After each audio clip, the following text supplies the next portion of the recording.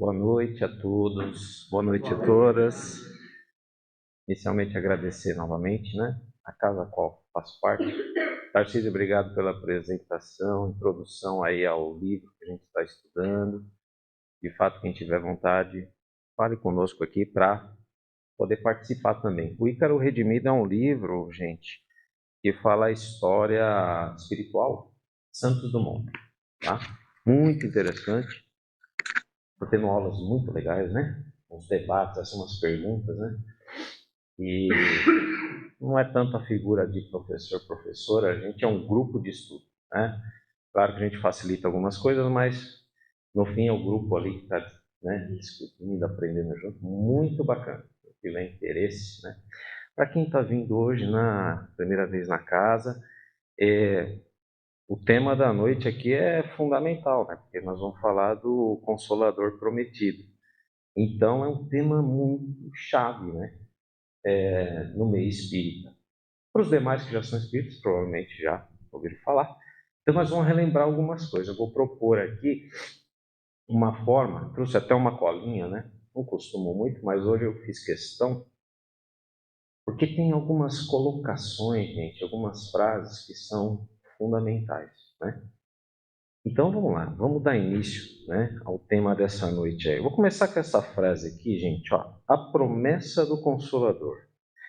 Jesus disse: rogarei ao Pai e ele vos enviará outro Consolador.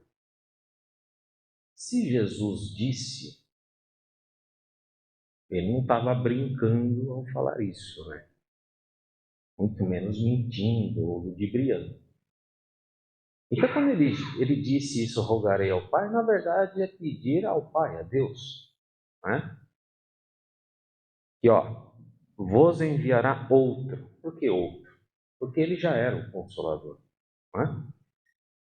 Ele já trouxe as mensagens devidas e, claro, próprias para o tempo daqueles que estavam naquele momento histórico, intelectual, filosófico,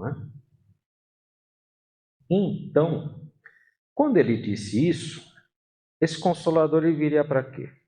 Ensinar e consolar. Ensinar e consolar. Não é para condenar ninguém.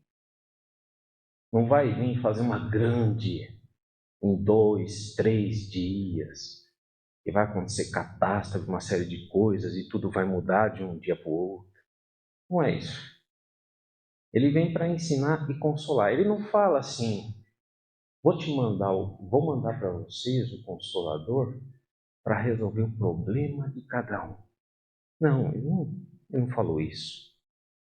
E por que a gente ainda espera isso, Muitas vezes a gente cria essa ilusão, Deus, resolva para mim. Oh, Pai, tire isso para mim. Faça eu ganhar isso. Os pedidos são válidos, as intenções são boas.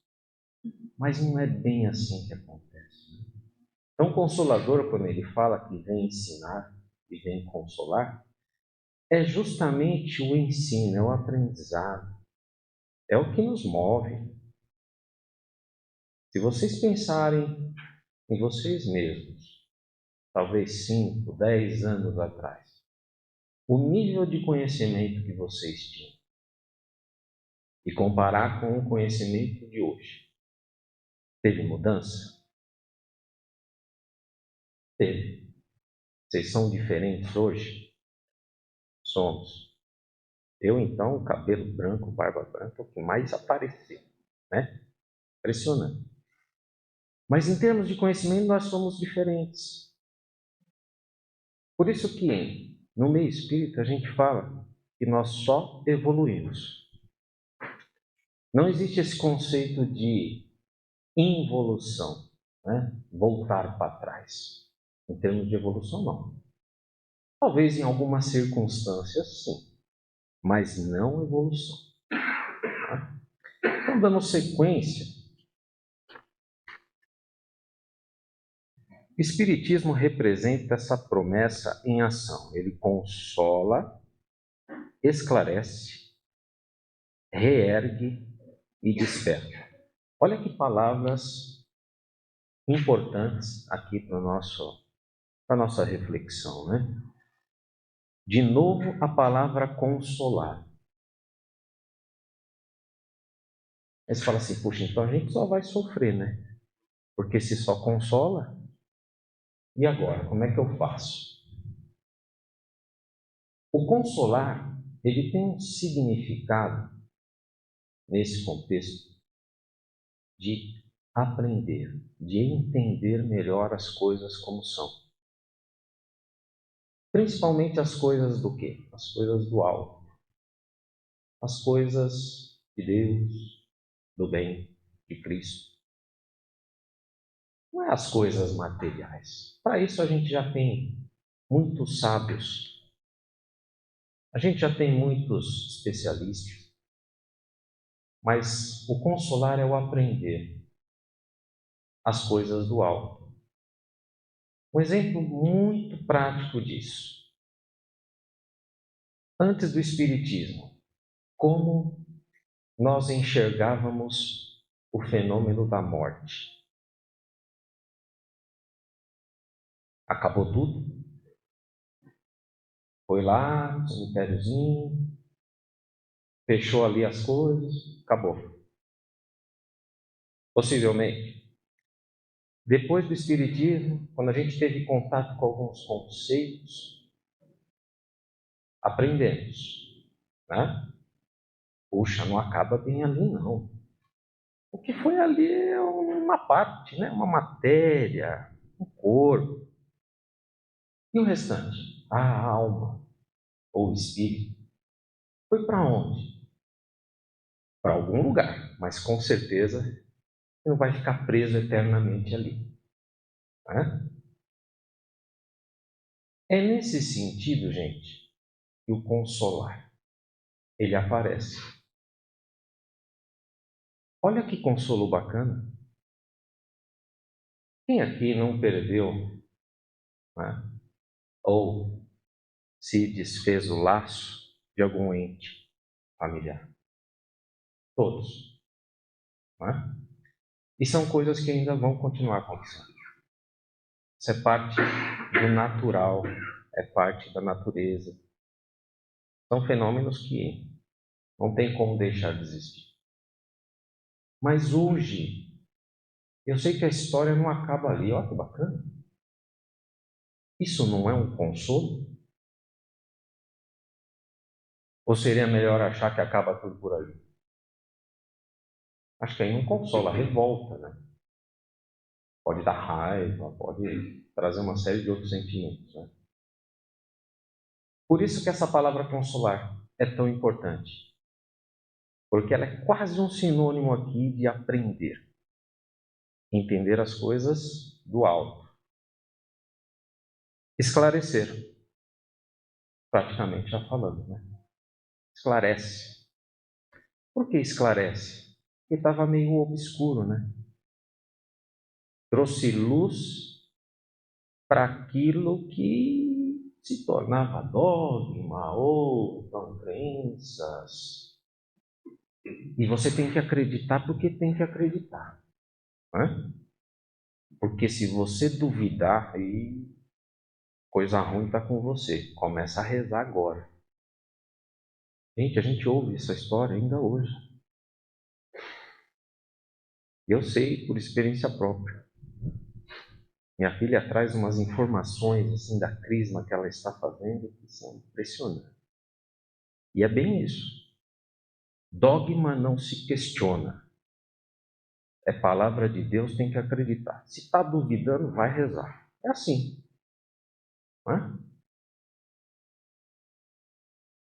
Que não seja entendido como uma completa crítica, mas nosso momento aqui é de esclarecimento, é o que a gente está fazendo. Trazer luz sobre aquelas coisas assim. Mas morre mesmo e fica ali?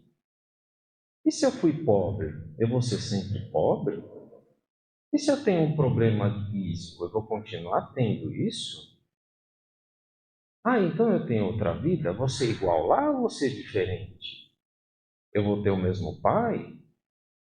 Como vai ser da outra vez? Quanto tempo vai demorar? Olha quantas perguntas, gente. Vamos falar a verdade? Aonde que a gente vai encontrar a resposta para isso tudo? Então, talvez nem específico sobre nós vamos achar todos esses dados, essas informações, mas nós vamos entender o mecanismo. Como que funciona? Esse é o Consolador. É o Consolador prometido. Aí vocês vão falar, mas Jesus não falava isso lá naquela época? Por que precisou mandar agora um Consolador, que é o Espiritismo? Sim, Jesus falou. Mas ele falou através de parábolas, metáforas, porque era um modo que o povo, a sociedade naquela época, conseguiria compreender. Não existia um intelectualismo tão afinado, muito mesmo, uma evolução moral, capaz de colocar luz sobre certos aspectos, né? Por isso que o dogma ele foi útil.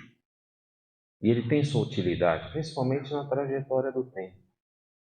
Mas talvez hoje, para nós, que já queremos algo a mais, eu quero entender um pouco mais. Eu quero saber como é que é isso, como é que funciona. Eu não estou tão contente com essas regrinhas. Então, o Consolador vem e ele esclarece, como fala aqui, colocando luz sobre as próprias palavras do Mestre. Olha que bacana. E quem que falou que ia mandar o Consolador? O próprio Jesus. Porque ele já sabia.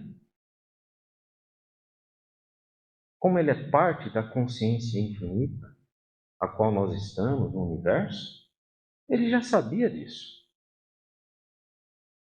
Hoje, a física já entende que o tempo, o que a gente chama de tempo, o reloginho lá, ó, aliás, já está passando aqui, eu preciso adiantar. O tempo é uma questão de frequência. Simplesmente. Metafísica. Então Jesus já naquela época já imaginava, ele falou, não, fiquem tranquilos, eu vou. Mas logo vai ter um consolador aí que vai ajudar vocês a entender mais umas coisinhas. E foi isso que aconteceu. Então ele reergue e desperta. O despertar não é o acordar físico nosso, né? É o despertar da consciência. Quanto que a gente sabe hoje e sabia 10 anos atrás?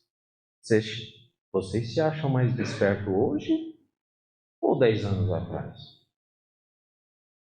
Hoje. É lógico isso, né? Não tem tanta dúvida. Então, o Espírito de Verdade, ou Espiritismo, ele traz um convite, não é uma imposição. E de que forma? Essas são as palavras registradas. Trazei-me vossos corações.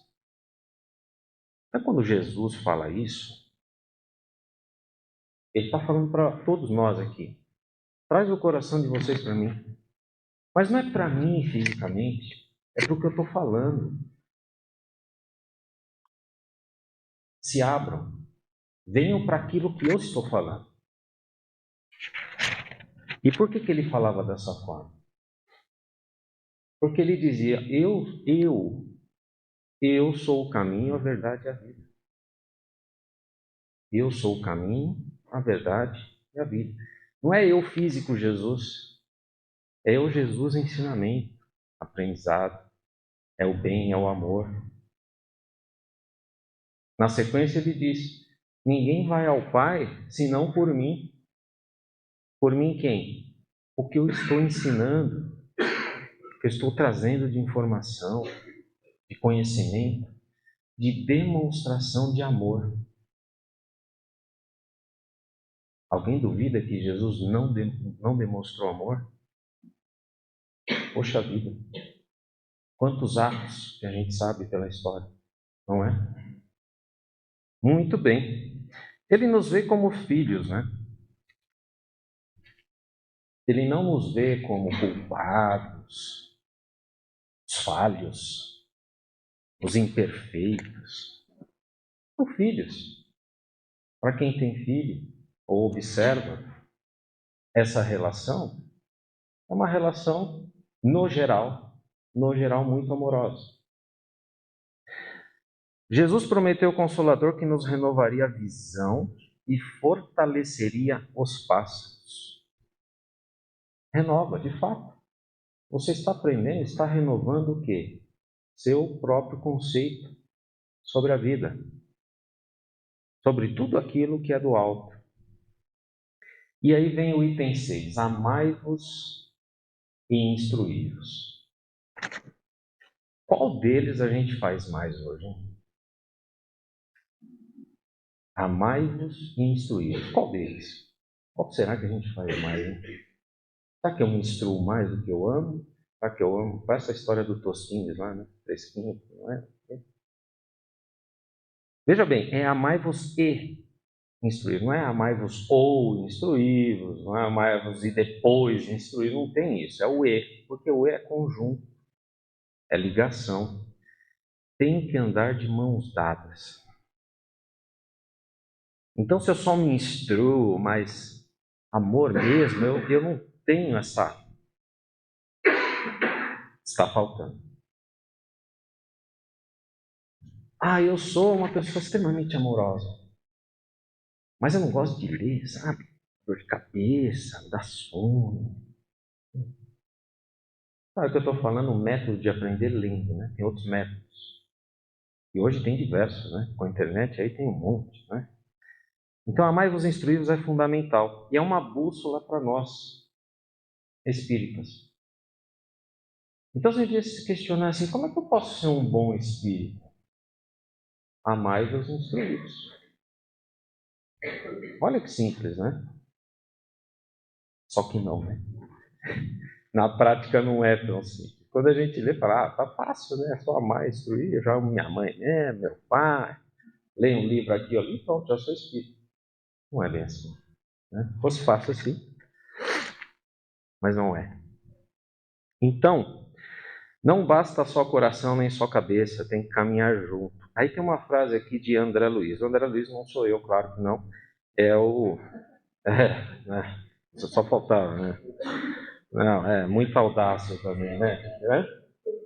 Eu sou muito feliz por ter esse nome, mas não sou eu, tá? Ele fala aqui nos livros da psicografia com Chico. Entusiasmo religioso sem discernimento pode ser mais perigoso que a negação. O que ele quer dizer aqui? Entusiasmo religioso sem discernimento pode ser mais perigoso que a negação. O que ele quer dizer é o seguinte: não adianta só exaltar qualquer religião que seja. Até para fazer o bem, você precisa entender como fazer o bem. Que tipo de bem? Não é? Para muitos é dar uma esmolinha quando vai num ato religioso. Pronto, fiz meu bem. Será que isso é o bem mesmo? Será que é o bem, a caridade, como falava Jesus? É isso que o André Luiz traz aqui, para a gente discernir. Outro exemplo que a gente costuma ver nos dias atuais, o que é? Mídias sociais, né? Tem briga nas mídias sociais? Para aqueles que usam, veem, tem? Bastante, né? É só briga, né? Pois é, e tem brigas em nome de Jesus. Olha que interessante. Aí eu pergunto, quando foi que Jesus falou, briguem por mim, lutem por... Isso é criação do homem, como na leitura do Geraldo falou. Jesus ele não fazia isso, né? Ele ensinava com o quê? O exemplo dele. Paciência e mansidão. Lembra daquela passagem dele no deserto? Das 3 vezes que ele foi tentado? Durante 40 e poucos dias, 40 dias. Se ele não tem ali paciência, persistência, E olha que a tentação dele foi de fato feita por um dos grandes mestres aí da zona das trevas. Aquilo não foi brincadeira ou criação ou metafórica. De fato aconteceu. Foi pesado. Mas ele ensinou como? Paciência, caridade, bondade. Ele lutou lá com o demônio que apareceu? Não. Ah, vou usar meu método aqui de jiu-jitsu? Eu acho que não. Não se trata disso. Não é? Item 7. Fé viva nas ações. Olha só o que o Espírito de verdade ele traz aqui. Ó.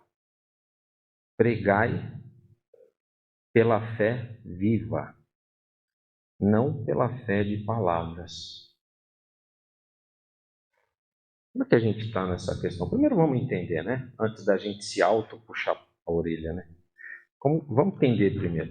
Pregai pela fé viva, não pela fé de palavras. Vou tentar ajudar aqui a gente entender com uma outra frase do Emmanuel, não é? Mentor do Chico, quando esteve aqui, encarnado. Evangelho no coração é serviço no mundo. Olha que interessante essa frase. Evangelho no coração é serviço no mundo. Por quê? Se eu prego só pela fé da palavra, isso quer dizer que eu não internalizei, eu não aprendi de fato. Só ficou aqui na minha zona mental. Mas e no coração? E o coração é o que eu faço lá fora, com os outros, em casa, né? Nas mídias sociais. Esse é o real coração nosso. Não é o André que está aqui falando com as palavras legais. Como é que é o André lá fora? O André em casa no trabalho, né?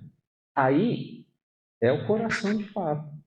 Qual é o evangelho que cada um de nós temos aqui? Qual é o grau do evangelho que está no nosso coração hoje?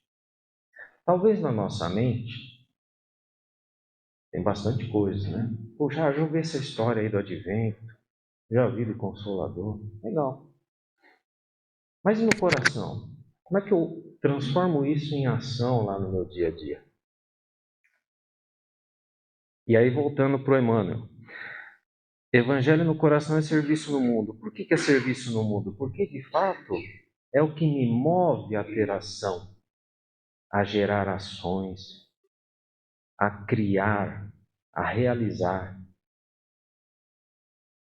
Né, Rogério? Só erra quem tenta. Né?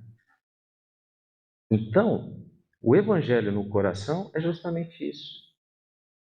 É o quanto isso eu pratico mesmo. E praticar não é fingir, não é?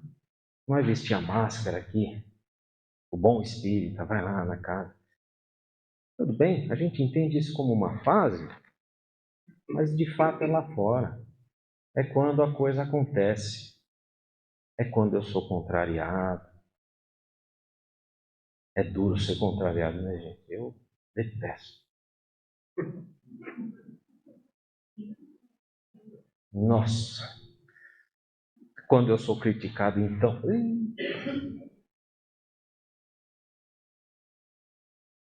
Quando eu sou criticado. Quando eu sou julgado, então. Nossa! Sai da minha frente. Pois é nessas situações que eu lembro lá do Cristo no deserto sendo tentado a todo momento. O que ele fez, hein?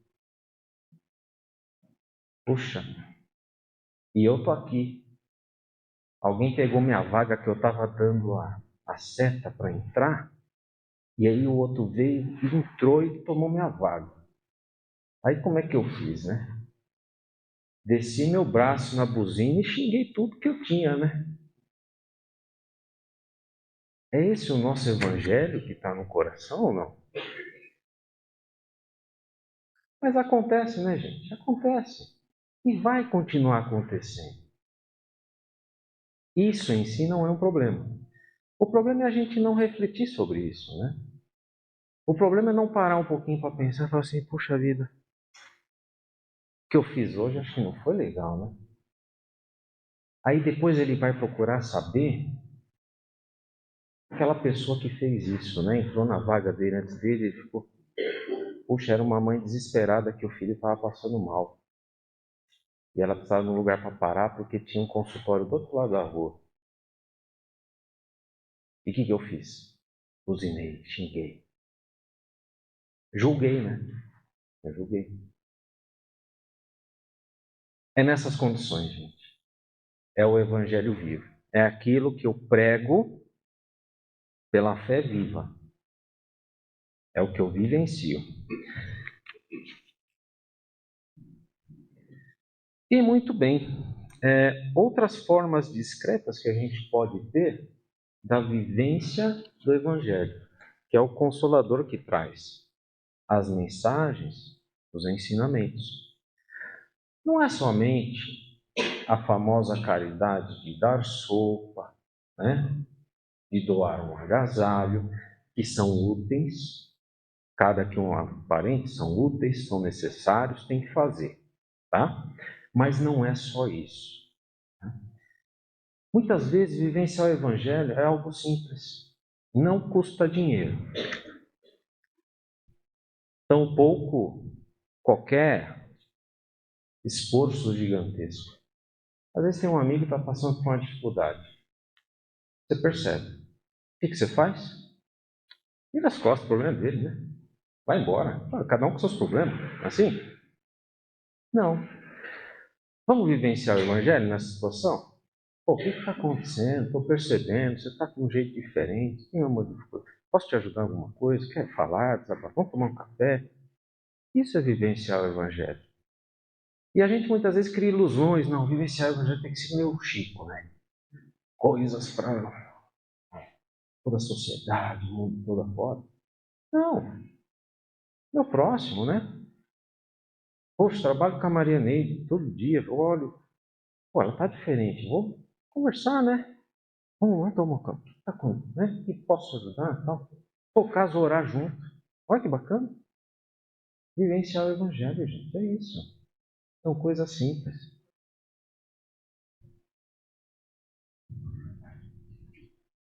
E vamos ao item 8, né? Combate ao egoísmo. E aqui é um chamado, né? De Jesus, que ele fala: erguei-vos contra a inundação do egoísmo, né? O que é esse erguei-vos aqui? Esse erguei-vos é um levantar, mas é um levantar interno, né? E quando ele usa a palavra inundação aqui, não é à toa. Por quê? Seja para aqueles, né? Fala assim, egoísmo? Quem é esse, né? Fala, de quem que está falando, né? Não, egoísmo todos temos, o ego, né? Faz parte da nossa, né, estrutura. Os psicólogos aqui, sabe, né? Bem melhor explicar isso, mas todos temos, né? O ego, geralmente, simplesmente, é quando eu faço as coisas pensando só aqui em mim, dane-se o resto, dane-se os outros, estou nem aí. Quando ele fala inundação, porque a força é tão grande do nosso ego, é similar a um tipo de inundação, né? Aquela força que você tem que realmente ter uma força contrária similar, no mínimo, para conter. E erguei-vos. Erguei-vos é no sentido disso. Busque se estudar. Busque se aprender. Já ouviram falar de reforma íntima? Já. Reforma por reforma já não é bacana, né? Quem passou por reforma de casa já deve saber, ou está passando, né? Mas tem que fazer muitas vezes, né? Reforma é duas obras, né? É destruir e construir. É pior do que só construir, né? E a sujeira, e o pó, a dor de cabeça, e um que não faz, outro que fez demais. Pois é. A reforma íntima começa por olhar para você mesmo. Poxa, o que eu tenho aqui que... Aquele dia que eu buzinei lá para aquela pessoa, poxa, será que está certo isso, né? Por que eu fiz aquilo? Aí eu vejo que, não, outro dia também eu xinguei em casa lá. A comida estava um pouco sem tempero e xinguei. Ah, eu xinguei também outra. Aí você começa a analisar, você fala, opa, tem algum padrão errado aí, né? Aí você começa a ver, puxa, será que naquilo que foi falado lá no dia na palestra, lá com o sócio, será que é o tal do ego? Será que é o cara? É o ego que está? Se estudar, reforma íntima. Né? Muito bem. O que em mim ainda alimenta o egoísmo, o orgulho e a intolerância? São perguntas fundamentais para a gente que busca se autoestudar.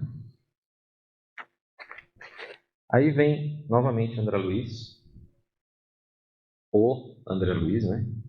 O maior combate é contra nossas imperfeições. Mas o que a gente faz na prática? Nosso combate é na imperfeição do outro. E aí que é legal. Nossa, não é gostoso falar do outro? Falar mal, né? Falar mal. Porque fulano é assim, fulano é assado, fez isso, fez aquilo. Né? Porque pensa assim, que pensa errado, que pensa não sei o quê. Que vai para esse lugar, que vem não sei o quê.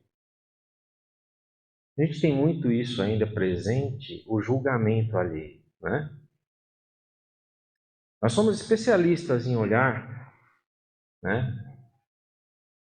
O argueiro, como diz as palavras, né, do Evangelho, o problema no outro.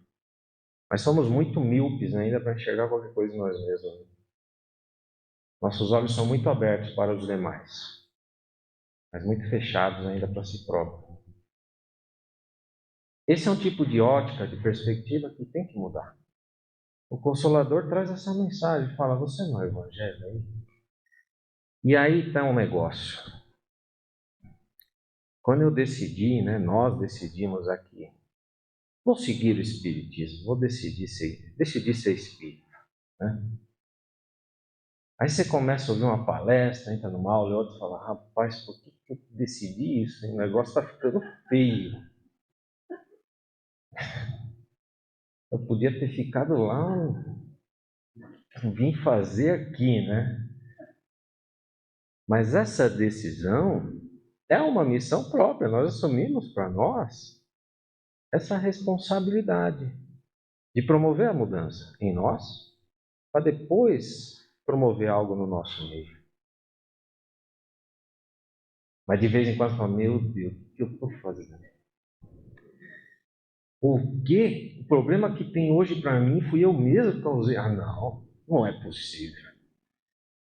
Além de sofrer tudo isso, a culpa é minha. Vai sair daqui de um... Não. Claro que a gente exponencializa, entende tudo, né? E já vem para a culpa. Mas quando assumimos essa missão, é de tentar, dentro dos nossos limites, é ser a vivência do Evangelho lá fora. Se um dia você passou reto sobre uma pessoa que você conhece e não estava bem e deixou para lá, passou algum tempo, você parou e foi ouvir, você já está vivenciando e você mudou 100% nesse aspecto. Percebam? Ninguém está falando aqui que nós vamos encerrar essa encarnação como Chico Xavier. Não vai mesmo. Não sei se alguém já avisou, não vai mesmo, tá, gente? Então vocês fiquem tranquilos quanto a isso, tá?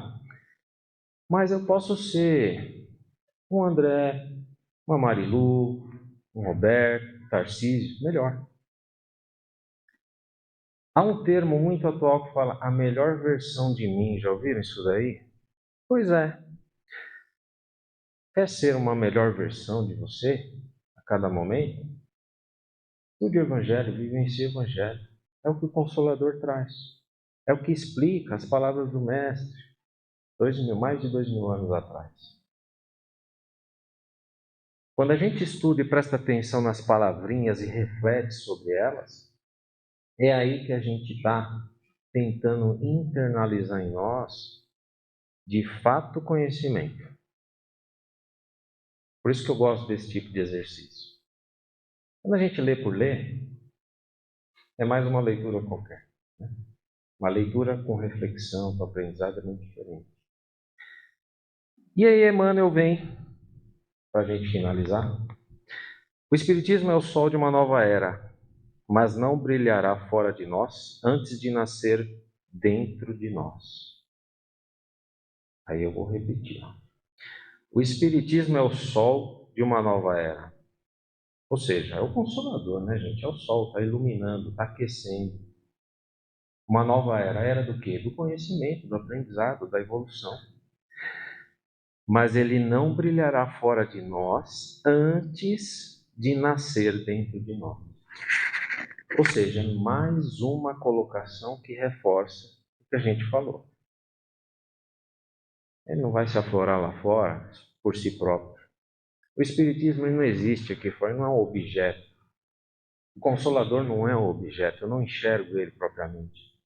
Eu vou vê-lo através do que eu faço. É o ato que eu fiz ali, é a resposta que eu dei para o outro ali, é a buzinada que eu me segurei e não dei lá fora, é o xingamento que eu ia... Opa! Não fiz. Aí sim, eu estou fazendo nascer e brilhar fora de nós. Porque muitas vezes o brilhar não é só fazer, é deixar de fazer também. Muitas vezes nossas ações estão mais atrapalhando do que ajudando. Se eu já começar a deixar de fazer isso, como diz Emmanuel, eu já estou brilhando aqui. E, para a gente encerrar, estou acabando minhas folhinhas, viu, gente? Geralmente eu faço isso aqui e não uso. Hoje eu usei, estou feliz comigo mesmo. Muito bem. Só frisando novamente, o Consolador Prometido não é algo do passado, ele continua se revelando hoje. Aonde? Conosco. As nossas ações. Mas quando? Quando eu escolho o bem, o diálogo, o amor. Né? E Jesus, ele está conosco, né, gente? A promessa dele não falha. Quando ele disse lá atrás, eu vou mandar o Consolador, a visão dele já é da eternidade, daquilo que a gente, como filhos dele, precisaria. Desculpa ter ultrapassado um pouquinho de tempo, espero que essas reflexões, né, fiquem conosco, que a gente tenha uma noite aquecida interiormente, porque fora está frio mesmo, né? E a gente fique na paz de Jesus. Muito obrigado.